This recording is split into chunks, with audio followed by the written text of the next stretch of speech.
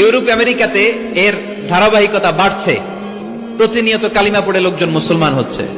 যুবক যুবক ছেলেরা এখন টাকনুর নিচে আর কাপড় পরে না, উপরে কাপড় পরে।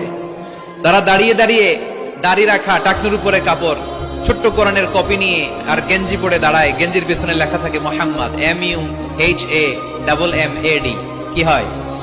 মোহাম্মদ। তাদের পিছনে, সবার গেঞ্জির পিছনে মোহাম্মদ দেখে খ্রিস্টানদের এই নাম মুখস্থ হয়ে গেছে।